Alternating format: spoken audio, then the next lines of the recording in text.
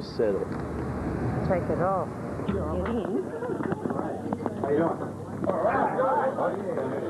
Left me behind.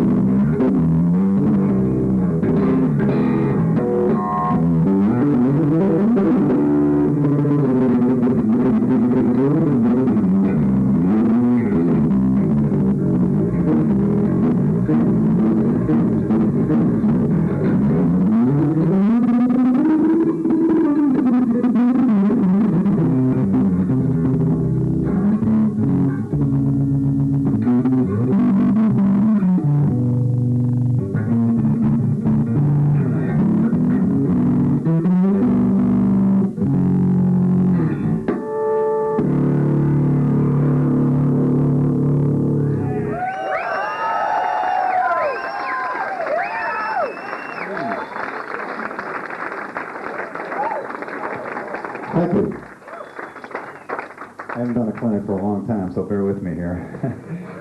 This is very, very nice to be here. It's my first time in Australia. Glad to make my first city, Melbourne, here. That's very, very nice. Any musicians in the crowd tonight? Well, when I do clinics, I generally just kind of hang out and we do like it's my living room and ask questions, figure out anything I can show you that I play. And most everything I have that I play, I probably stole from somebody somewhere, so I figure it's only fair. So you steal it from me, so I'm here to straighten out my karma. Thank you very much. So you can help me out with that. So if you don't be shy, you can the first person to ask a question, I'll figure some fabulous prize that you'll win here tonight. So do you have a girlfriend? Oh.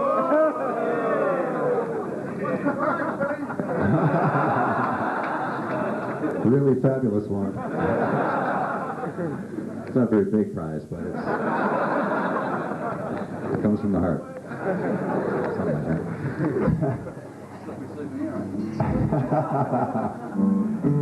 But yeah, any questions about bass playing in general, or music, or career, or anything I could possibly help you out with? Yes, sir, right here. Yeah, how do you do that?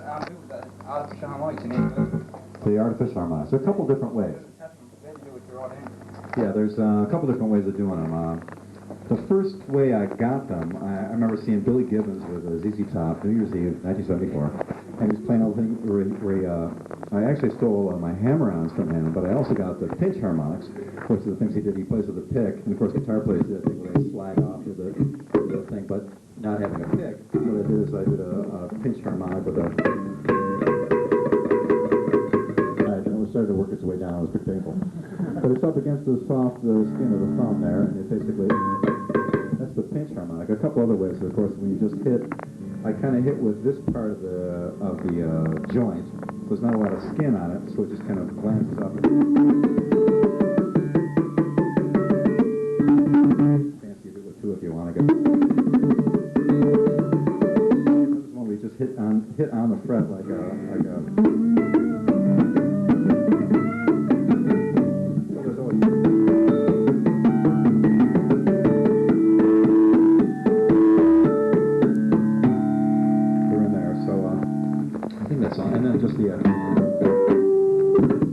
the reason I do overhand is not so much just to be a clown, for lack of a better word, is for some reason when I go over, my hand flattens out. When it's like that, it's curved, so it's so easy to just kind of...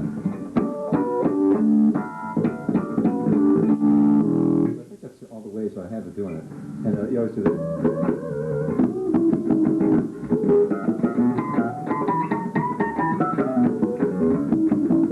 Drives guitar players crazy.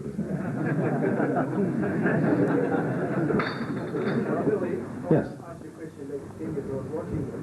Your three fingers seems to work. Before playing, how many times? Well, for the clinic kind of thing, sometimes I'm not always playing the kind of regular bass I play in an ensemble or band with a drummer. It's more of a showing a little bit different thing because it's kind of boring to show, you know. That clinic sucked. I always play time. It was horrible. And you can, of course, get criticized when you don't do it. They go, "Oh, you can't play time at all." So some truth lies somewhere in the middle. So basically, when I'm just riding, I'll use three fingers. But for years, I've been doing fours with three. So what that means is basically you're playing 1, 2, 3, 4, 1, 2, 3, 4, 1, 2, 3, 4, because the fingers are always going in that direction. I figure if you're, when you're at the dentist's office, that's the direction they're going in. I might as well capitalize on it. So some guys like to go back and forth, but then this finger does twice as much work and has to go. You're only as fast as that one can go, or that way it seems to be a little quicker. Then we get the fourth one in there. Usually because I have trying to get to the reasons why, some of the reasons why that works. I curve my fingers like that so I can get a flat surface there. So otherwise it would be uneven, of course. They're an uneven bunch. So if I bend from that thing and work from there. Now, all of this came I observed all this later after having done it. In other words, I did it for years and I didn't know why it worked. And then I realized later, oh, it's because I bent it there and it's flat. So I didn't think it first and then do it. Just I want to clarify that because I'm not that smart. It was just it happened and then, oh, and someone actually doing clinics helped me learn a lot about my playing. I learned more about it from that than at any other point, you know. That's how that works, you know. And so with all three of them flat like that, what I'm actually doing is playing on the pickup. Pickup is solid epoxy. There's a lot of stuff on it. So normally you pick up a bass like this and push on it, the pickup will slide in. Mine don't. They're really solidly held in there. So what I'm actually doing is playing on the pickup cover, similar to how a stand-up player will play over the neck. That way it prevents your finger from overshooting or undershooting the string, because the string actually is in the way, and you're just playing the pickup. So it helps you get a little smoothness to it there, which is a real big deal. And for years, I didn't know why that worked either until one day I decided to readjust my pickups. I went up on stage and couldn't play. I thought, what happened? I'm sucking tonight. You know, I realized, that was why that happened. Then in the old days, I had the pickups with the metal pole pieces, and I covered them with epoxy because when you touch them, sometimes they make a little buzzy noise. So they're basically now they've taken these and they mimic it pretty good on the stock attitudes. But I'd have to shave them down a little bit to round them off a little bit. And it's hard for them to do that in production, so that's the idea. But generally you can get it there. And also the posts are cut down a little bit too, so I have a spot for my thumb there. And so basically, I'll get back to doing the fours thing. So I just would practice a lot of times doing 4 with 3 and 1 lands on a different figure each time. So it's 1, 2, 3, 4, 1, 2, 3, 4, 1, 2, 3, 4. You can hear the 3 in the 4 if you're listening carefully, but generally once the drummer gets going, a lot of noise starts happening, and you can't tell, so I get spooled. So basically it's just like doing, if you're doing a triplet, 1, 2, 3, 4, 1, 2, 3, 4, 1, 2, 3, 4, 1, 2, 3, 4, 1, 2, 1 land in a different one each time. Quarter note triplets, I think those are called. Someone taught me that recently. So just playing a regular, it's great for Iron Maiden songs.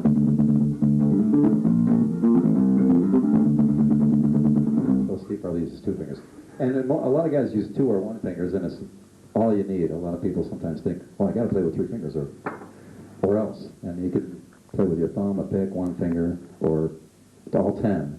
And it really doesn't, it has no reflection on how good it's going to be for you. But I happen to use the 3. And then when I get the 4th one in there, because my fingers are bent, it's got to kind of reach ahead, because it's, of course, obviously the smallest of the bunch. Not a really useful thing. It's not something I would do on the E string, because that one does not have near the power of the other one. So it would only be for something like that.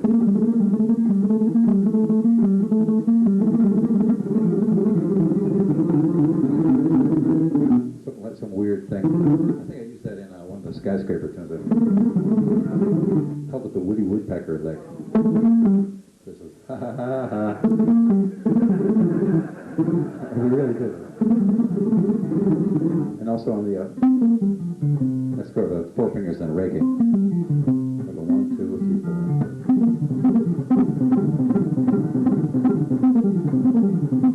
4. I actually probably slop over some of those notes, but I should tape it and slow it down to see how slop it actually is. They're kind of in there, so it's only rock and roll. Does that answer your question? Cool. Oh, sorry, I was talking to the wrong guy the whole time. You had a whole other question. Yes?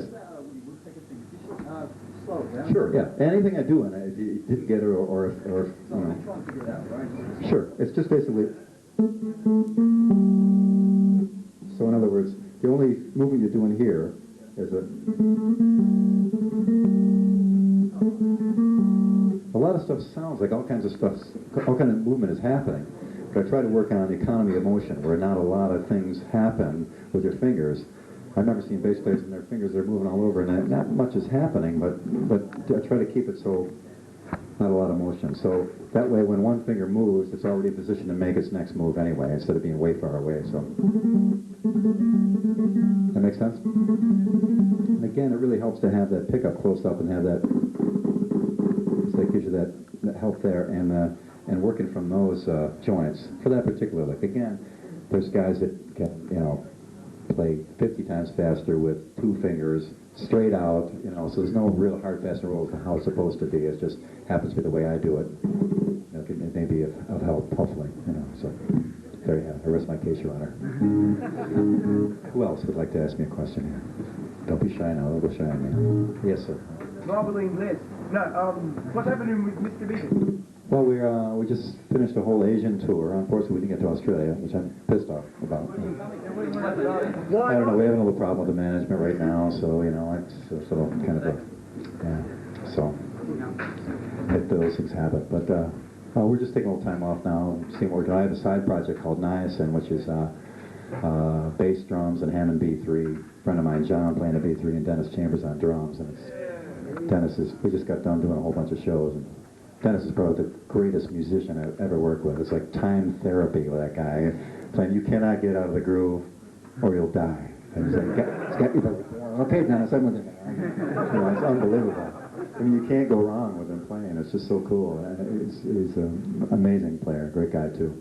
Amazing musician. Yes, sir. The reason for the skeleton neck, what are the bands that help you originally?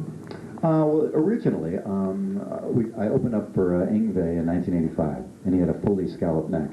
I thought, and I'd seen him before on some other instruments, and I thought that might be kind of cool to do. But I don't want to lose that much wood, because a lot of the mass of the neck has a lot to do with the tone of the bass. So I had my little Dremel Moto tool, you know, and on the fretboard. Of course, at the time, you know, I was in the hotel room, so you know, trying to hold the thing steady. I just kind of removed the wood from those areas there, and it kind of helps it a little bit because I notice if I bend the string, I get the kind of the grind on the wood.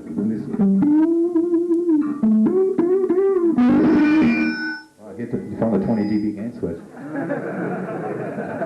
Oh, there it is. Everything okay? Thank God all those little ear holes are here to suck up 130 dB each. Good. Sucked it right up. Okay, sorry about that. Anyway, it does help to, but it's not really a super important necessary thing. I just kind of did it, put it in there. I could probably live without it, but it's kind of handy. And it's also helpful because sometimes when I'm playing, I'm not watching what I'm doing, and I can tell I'm at this part of the neck because there's holes in it. You know, that kind of I must be near the E notes. I know it's there somewhere. You know, that helps too. So again, it's not a real super important thing, but it's interesting that Yamaha was kind enough to include it on the bass, and you got it all scalloped out there. So it does make a little bit of help for bending up. But again, I don't want to do it all whole neck and lose that much wood. So, but it seems good. Someone else? Yes, sir. Yeah. Was spandex a prerequisite for the David Lee Roth band? You know, was it in the contract? I think it was actually written in. No, I'm kidding. It wasn't really. How could it possibly be? No. All those days were great though because you could bend and move, and the pants would bend and move and stretch with you. Now the old baggy pants and shit, you can't do too much. So. But it was fun. Yes, sir. I didn't bring a drill with me. I was using it to put some pictures of my house. But, it's funny, the Makita drill thing was probably a funny thing because we had no idea our manager would go to them and ask for an endorsement, and sure enough we got it from them and they sponsored it. It was a joke, we didn't even know, you know. And the next thing you know, hey, guess what, Makita's sponsoring your tour. Geez, they're all good. So it was kind of cool. Actually, Paul had invented the thing. It's a little bit with the picks on the end of it, and you pick it, and it's, you know, it kind of. Actually, on purpose, this last tour we did it without, just to kind of prove that we actually could do it without the drill. So the funny part of it was one time Paul was doing his an unaccompanied solo, and at the Omni in Atlanta, 40,000 people sold out, open enough for Rush. And he's up there. And he meant to go like to the audience like, I can't hear you, but he still had the drill in his hand. And of course, now they've since corrected it that the drill stops spinning when you get off the trigger, but we had the ones that keep spinning it for a little while. So when he went like that, it stuck. His hair was hopelessly stuck. Now, he can't let go of the drill because it tears his hair out, and the volume is on 10 on his guitar, so it's beating back like crazy, and there's nothing he can do. And so I'm back behind my amps, and I run out, and get behind my amp! Get behind! You can't hear them beating back, they start screaming, yelling, get behind my amp! So finally he runs back there and I do an emergency bass solo. Every trick I could do, looking over my shoulder, is he done yet? And sure enough, so he goes back there and the crew guy's got a scissors. He goes, no! It's just put it in reverse and hit the trigger. So he put it in reverse, he hit it. I did it the same way. It was like a 40-minute set anyway, so finally they got it out and we got the guys at Rush never let it live that down. To this day. That's pretty funny. All right, who else?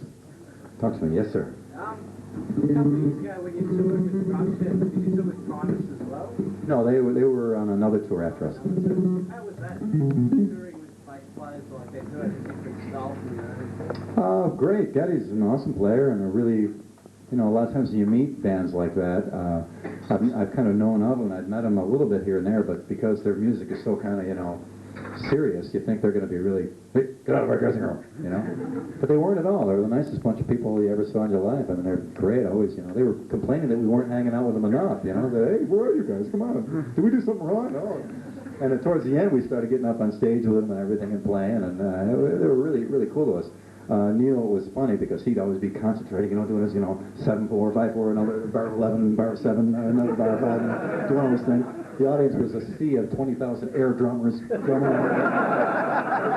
You see 100 people doing everything he did, So one night, I don't hope I don't offend anyone with this. So one night we found this young lady who was an exotic dancer, and she there was a scream that the audience couldn't see, so we got her to come up there and remove some of her clothing and jump up and down for a while, and hoping to get Neil's attention. He's like, oh, it's getting nice, and he looks over there.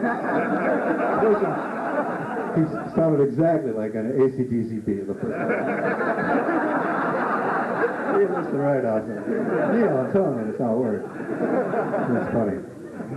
But it was pretty interesting. Yeah, they were a great bunch of guys. It was great to tour with them. They were huge. We played the Alpine Valley, 40,000 people, 2 nights in a row. It was really cool. Nice guys. Geddy's an awesome player. They all are really cool. Who else would like to talk to me tonight? Yes, sir. Yeah, can you say something about like your amplification as a form? Yeah, I'm using the SVT3 Pro. That's what I just used on the Niacin tour I just did. And it's basically an SVT preamp through a solid-state power amp, so it's a little bit more reliable and predictable. Whereas for me, just my own personal point of view, tubes tend to change night to night, and sometimes even set to set and hour to hour. So I like to have a little bit of the predictability and the speed of solid-state stuff. So, but it's got a little bit of warmth on the preamp. Normally, I use a whole rack of stuff, a Pierce preamp and some crossovers and junk, but because this tour is a low-budget thing, I just decided to go bare bones and take the SVT3 Pros, and they worked out great. And I just used basically normally I use this sound, and I also have the low-end pickup through a different SVT. So it's got a super low end to it. Whereas what you're hearing now, again, for a clinic, just to demonstrate, I use more of the trebly sound. I wouldn't play in a band with that tone. So I have 2 SVT3 Pros. One is set to the really low end with no treble, and the other one is set like this one here. And it's got a little compression on it, too. I got a little compressor on the floor here that's a little over-compressing now. I'm not sure it's used to this voltage here, but I'm a compression junkie. I got to have it, so it helps out a lot. But normally I use the SVT A10 cabinets and 15s on top of them. I run my high end through 15s because they're a little warmer for some reason, I found. Again, just my own personal opinion there. There's more surface area to disperse the high, peaky, bright shit, so it doesn't sound so annoying, in my opinion anyway. Others will beg to differ, but so that's basically it. I like the fact that that they're putting these amps out now, and they're easy to get and easy to find, and they're real predictable. And so they're not necessarily as a plug, but this is the real truth, of how they are. But again, for years I used Pierce preamps, which distorted naturally really great, and it would just sing and scream forever. And unfortunately went out of business, and now the preamps are about, see, I got them in 1980, so they're about 16 years old, so they're starting to fade on me a little bit. So hopefully I can either upgrade them or we may be working on a new prototype to replace them that might be out as a product to buy. So that's it in a nutshell. I see we're videotaping. Yes, sir, back there. Yes. Why bass for you? What? Why bass? Well, when I was a kid, the guy around the corner from me named Joe Hesse was a bass player, and he was the coolest guy on the block, had the coolest hair, best looking girlfriend, coolest car, and I thought, you know, maybe it's because he's a bass player. So I thought, oh, what can I do that? And at night I'd be laying in my bed and his band would be practicing, and all I'd hear was the bass, because you couldn't, you know, the houses and trees would drown out all the trouble of the guitars and vocals. And then when I saw him carrying his amp, and he had this huge giant amp, and the guitar players were walking with this little briefcase thing, I said, well, bass has got to be more important. I didn't know, you know, so it just kind of naturally gravitated to it. And I was really intrigued by the fact that I could tell what the bass was when I was listening to a record.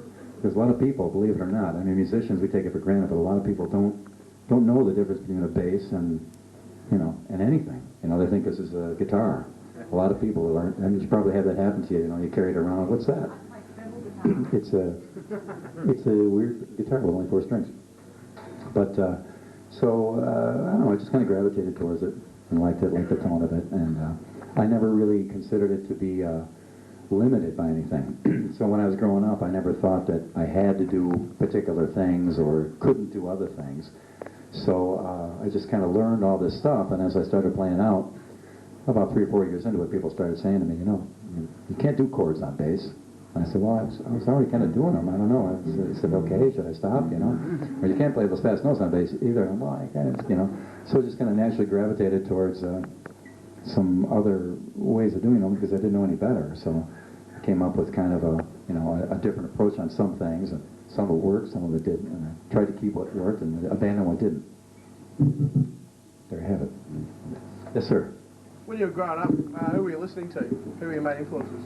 Tim Bogert from the Vanilla Fudge was one of the biggest influences on me because I just loved the band, loved the Hammond B3, and Tim was just so awesome. And it turns out I did my first clinic at MI in Los Angeles in 1985. I came out there and I was all nervous and shit. Oh my God, MI, there's probably a million great musicians that blow me away. And I was all nervous that. And I looked in the front row was Tim Bogert. I thought, okay, well, great. I had more fuel in the fire, so I was shaking away. I guess I was playing really fast because I was shaking so bad.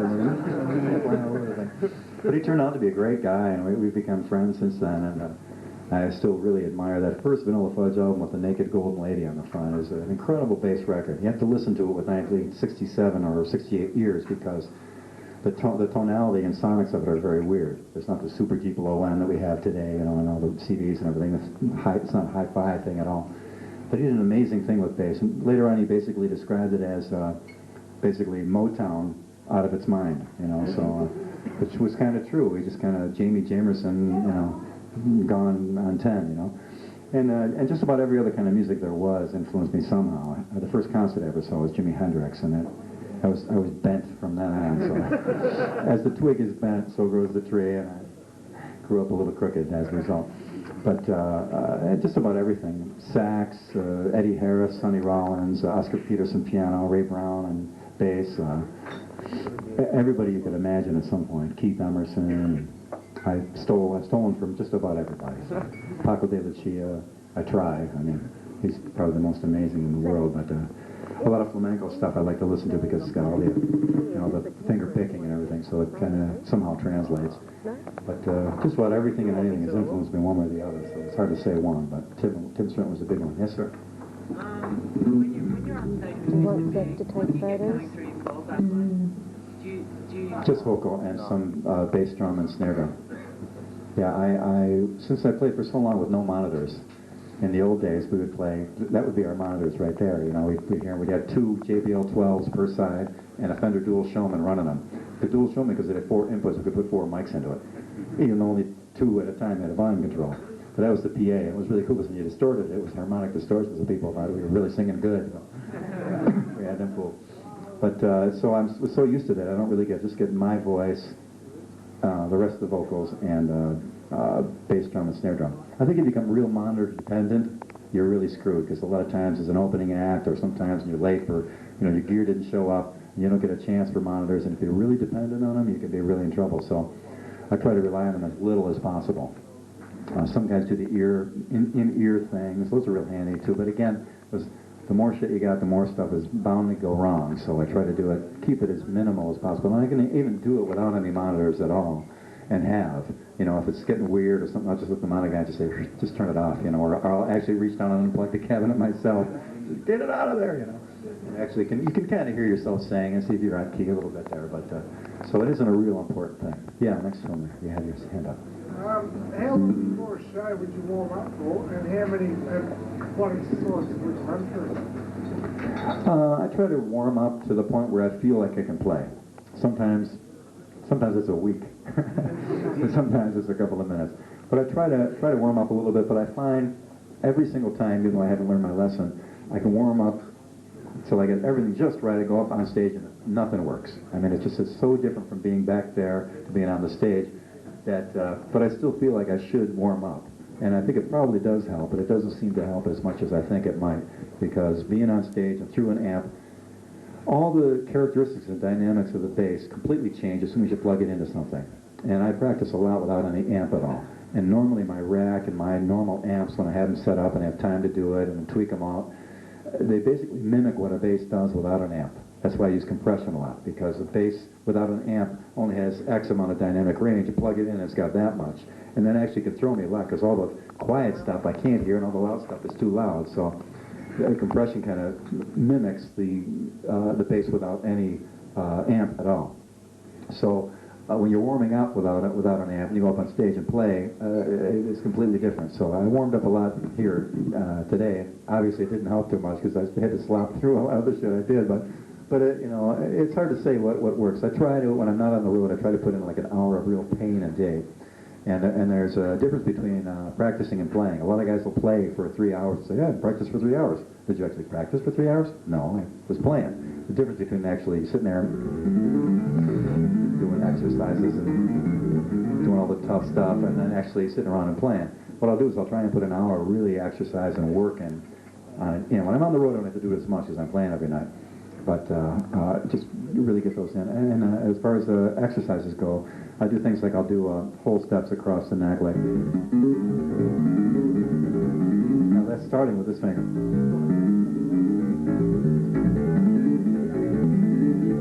Then I'll start with the other finger.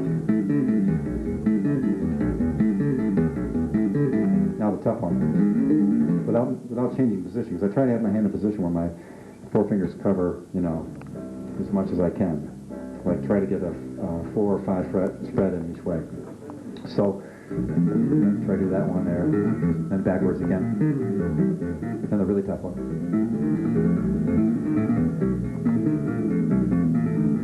Try to do those so you really feel it start to burn and pain, and your eyes start to tear up, and your friends start to wonder if you left them or not.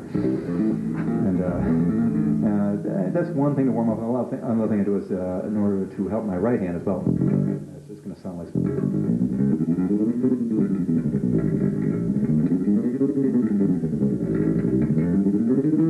It's 1, 2, 3, 4. And then in the 4-finger thing, 3-finger thing, playing 4 notes. So I got to go. 1 is there on this string. 1, 2, 3, 4. 1. Always keeping them in order.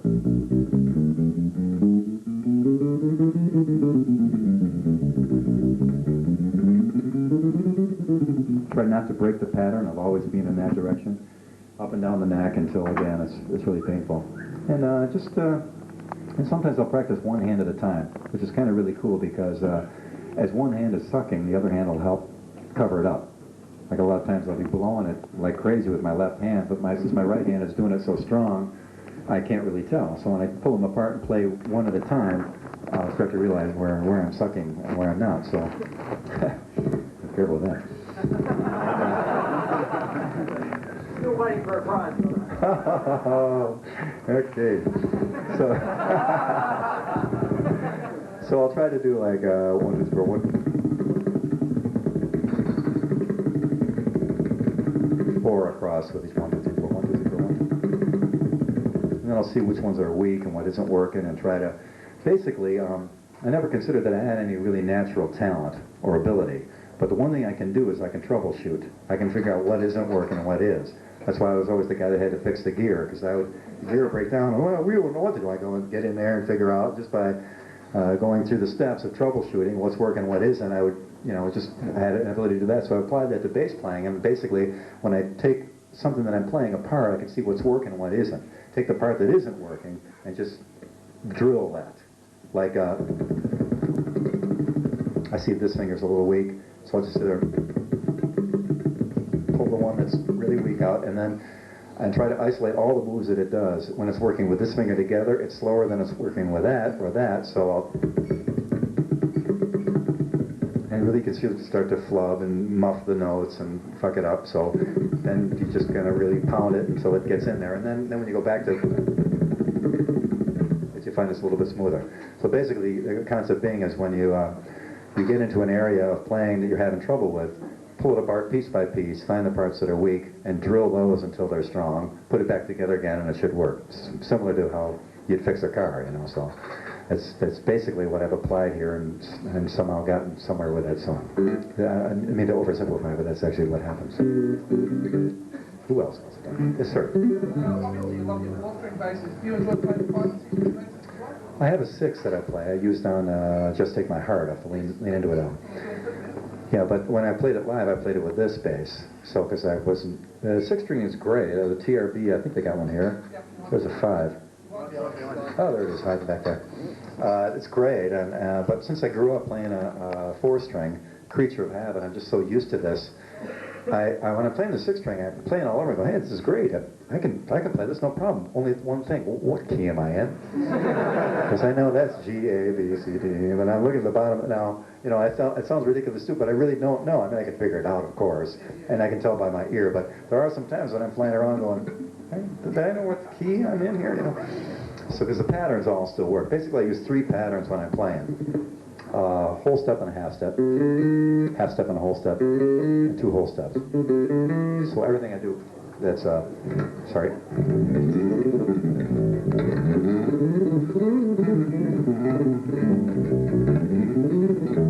It's all those patterns, and only those patterns. And I learned that from, basically figured out the modes one day. I still don't know the names of them, but I now know what it is and what it does. When I play like a C major scale, I'll play every note of C major in that position, which means there's more. So, and the next position, yeah. So doing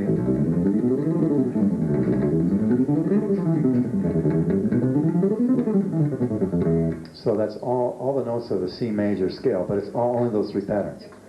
So, and Tim Bogart says he's only got 2. So, Jeff Brumman's probably only got 1, and look what he does with it. So, but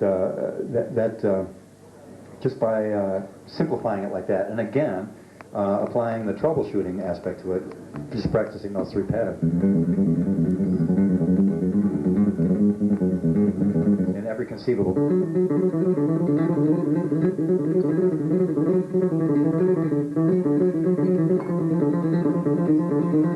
And eventually we get your hands down to a little kind of a machine, and you just put it on there, kind of, hey, there we go.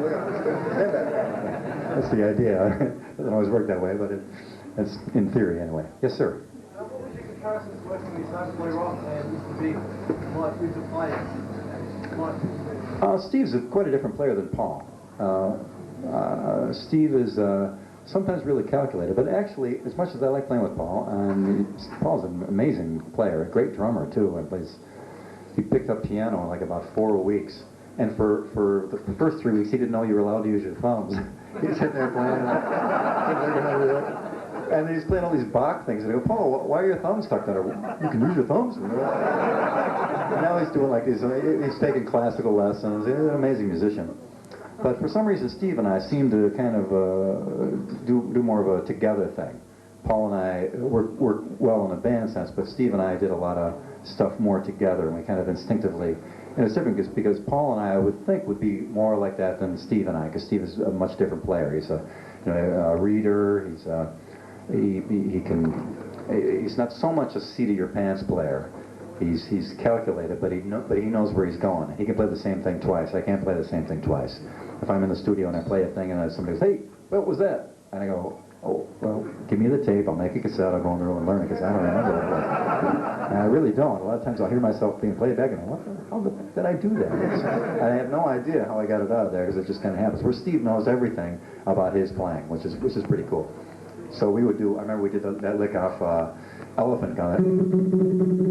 We were doing. I think Steve did it first, and then Dave was upstairs at his house. We were practicing in the basement. He comes down and says, "Oh, what was that lick you did?" And Steve showed him and goes, "Billy, you double that with him." And I go, "Uh-oh." And so it was basically, which is a weird.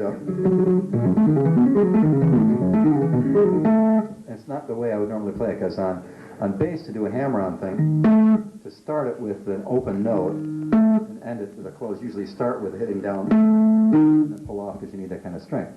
Or a guitar, because it's got those little thin little baby wimpy strings. I'm just kidding. And bass has these big manly, like, unique strength. You know, because of that, no, I'm kidding. Some of my best friends are guitar players, it's okay. I'm just kidding. They're all mad at me now. But it was a little bit more difficult to do on bass. So. But the Steve licks were pretty cool. We did the Shy Boy thing. Was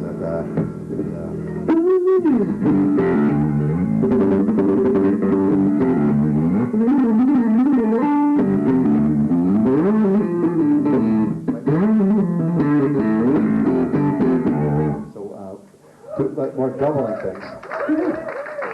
So Steve and I worked out a lot more things like that. Though Paul and I did like that.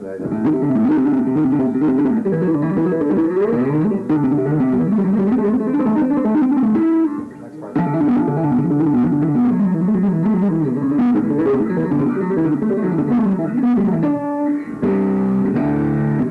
The beginning of that is that double. We hit up. Get the other one out of the way. It's kind of like a mosquito thing. The mosquito, like, as opposed to the woody woodpecker. Look, yeah, it's like, we're going to name these things. We got to work somewhere to go. But so Steve and I kind of worked a little bit closer together. But Paul was an amazing player too. So it's two different things. Yeah, it's interesting because actually when we got Greg in the band, Steve and I went and is that going to happen again? Watch it. Steve and I went and were given the task by Dave to go out and hunt down a drummer. So we took out some ads and we answered all. How are we doing back there? And we answered all of the ads and got all these drummers to come down to this rehearsal place and basically try out. And they didn't even know what they were trying out for. You know, a couple of them kind of figured it out, but we denied it. You know, so it was an amazing exercise in understanding drumming. It was use the same kit. Every guy would come in, and the kit sounded completely different, drummer to drummer. And it was really an amazing phenomenon to watch, because I would have never believed me if somebody told me that drums are drums. You hit them, it sounds. What could be different? Come on. But it was completely different. We had, about 100 guys or something like that come down. And it was interesting. We had one huge guy come in. This big, muscular, giant guy. I was ready to. I thought, oh God. And Steve and I would take turns trying them out, and then of course take turns telling them thanks, no thanks, don't call us, we'll call you. So of course this big guy comes in, and Steve goes, Bill, you take him, and all thanks. My ass kicked now because I told him he doesn't make it. So this huge guy came in and sat on the drums, and it was like really light and wimpy, and I thought, he was hitting hard, but it wasn't anything. And then there was this girl drummer, Roxy Petrucci, who played later on in Vixen and some other bands.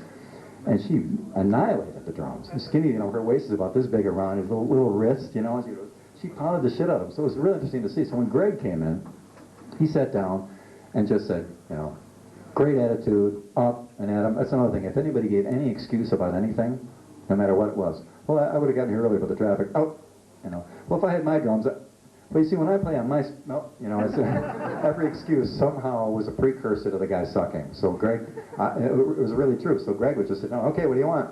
He'd barely even move the kit.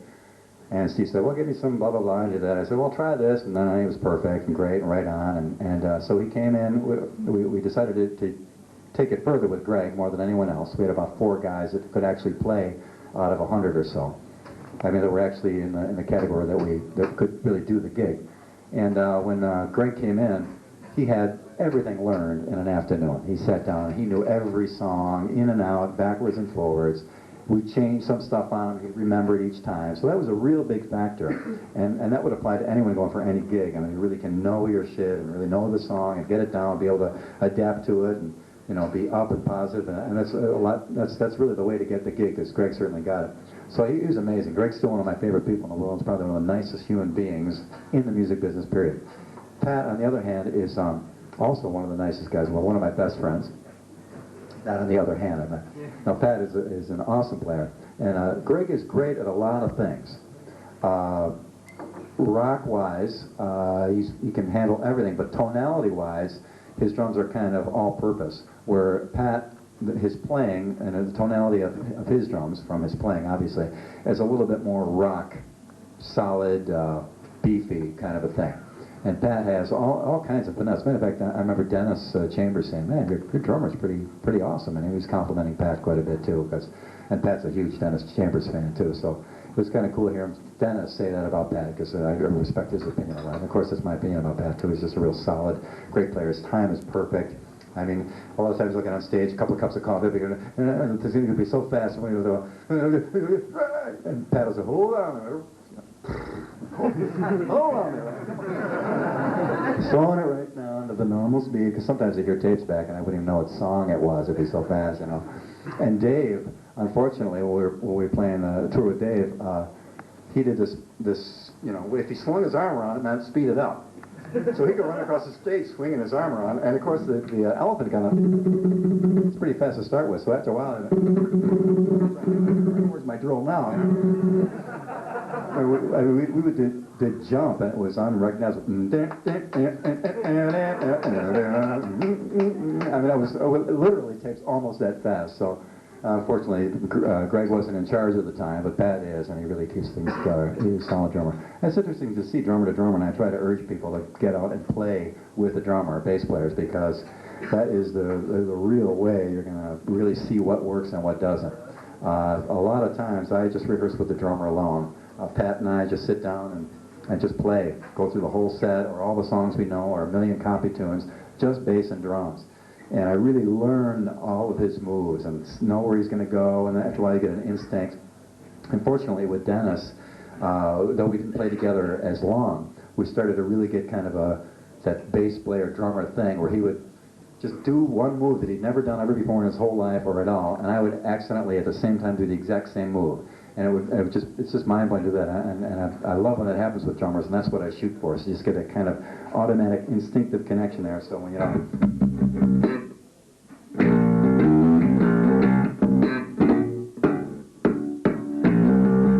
doing the exact same thing every time, and it's just some kind of weird Vulcan mind meld thing.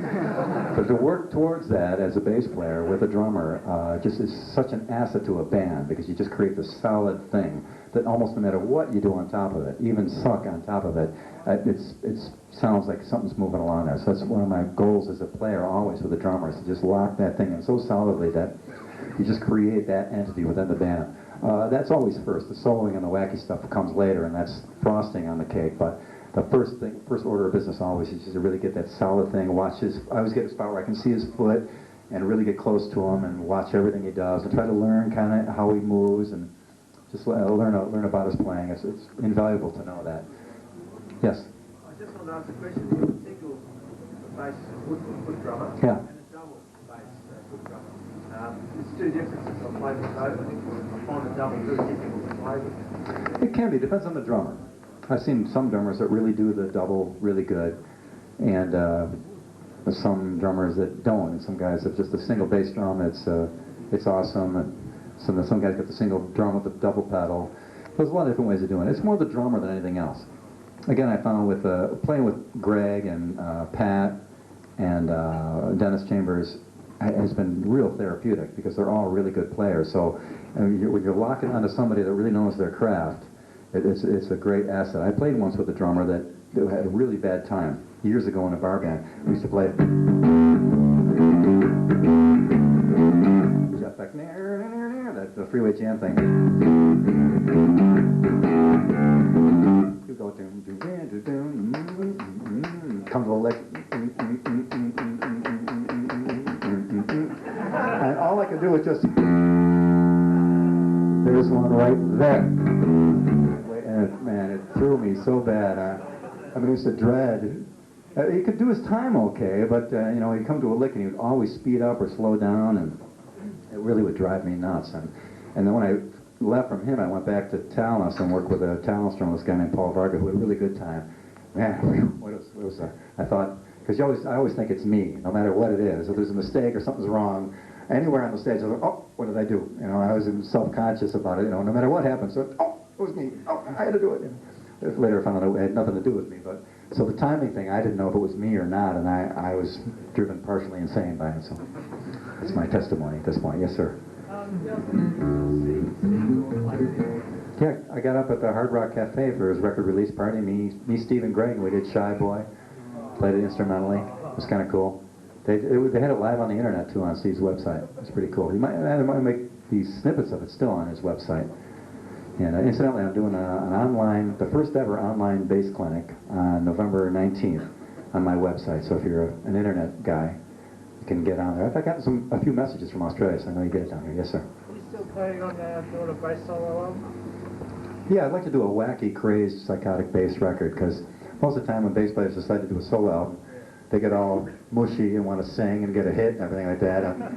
Forget it, you know. I just want to do a completely psychotic bass record. I may do a singing record eventually down the line too, but that's probably going to be one of my next projects, is to really go berserk and pull out everything I've ever, go relearn, get those old cassettes of my old solos and try to relearn some of my old shit and just go berserk on it. I think it'll be fun to do, and not with any idea of having a hit at all, you know, just gonna do it, pay for it myself if I have to, and put it out myself if I have to. Who cares? I mean, it's just fun to do, you know.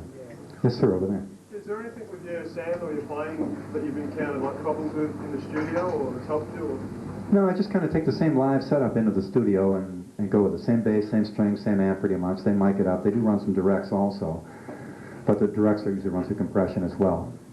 So I got a few options when it's time to mix down. I got some direct stuff. It takes up a few extra tracks, but you know, it's kind of worth it, because when it comes down to mix down, some particular songs require a cleaner thing, where some songs you want some you know, some distortion and some overdrive and slop in there. So I try to have both of them on tape so we can get them later. Yes, sir. Do you think there's any advantages or disadvantages as to playing with pick or fingers?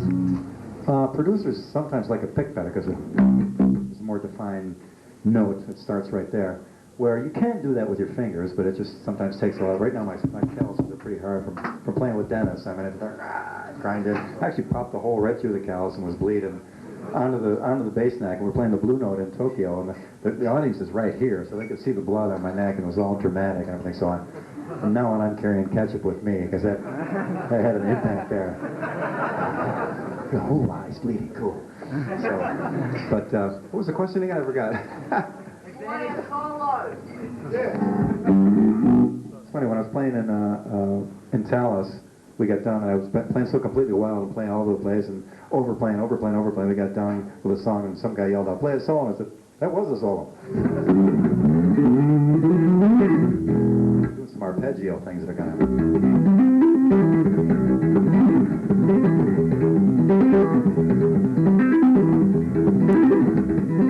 It's a little sloppy for now, but that's basically the idea of this band.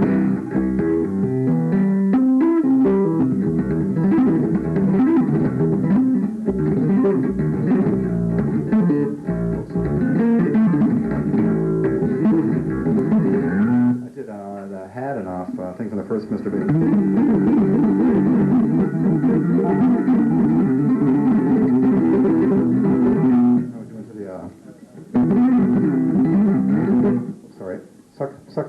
Sucking. There's a little suck light on that amp, you'll notice. Oh, it burned out, sorry.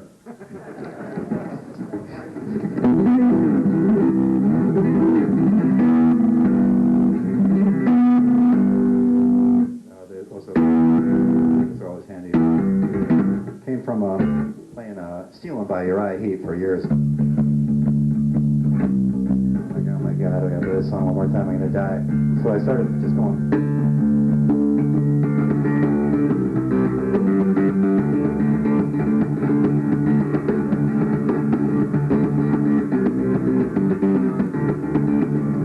necessity. Boredom is the mother of invention sometimes, rather than necessity.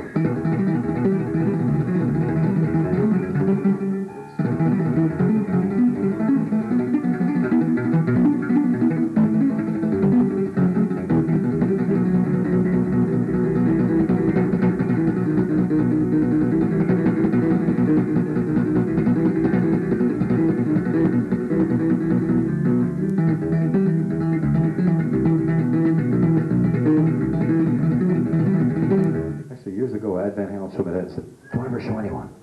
So it goes like this. Yes. Mr. Big video, the live Mr. Big video. I may have. Wicked plans on it though, I remember. Did? I'm gonna kill that sound man. I told him, don't flange it. Whatever you do, don't flange it. It'll ruin it. It's just basically a chord, simple, through simple, but.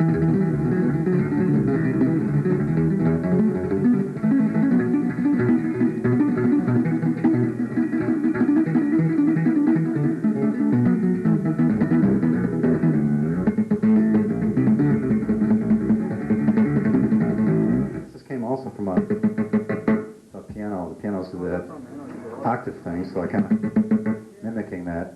I remember Keith Emerson in some piano thing where he did this awesome thing.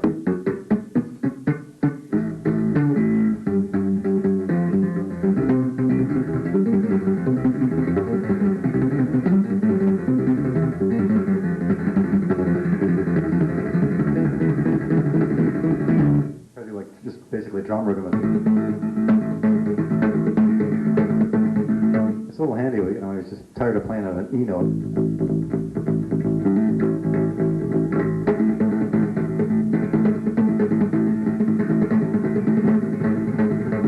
Just going to break up the board a little bit.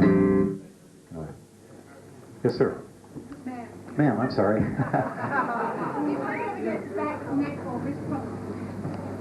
Yes. From I don't know if it's from in the plane coming here or what. No, I used to actually lately I haven't got them at all. I got a chiropractor that fixed me up a little bit, but that's why I kind of wrap my wrists. It keeps them. It serves a couple purposes. It keeps them stiff. It keeps my fingers dry because my fingers get wet. I'm useless. Towards the end of the night when I was really sweaty and everything, I'm just kind of have to cope with it. The calluses get soft when they get wet. And also it's handy to wipe your brow a little bit. Get a little moisture in there.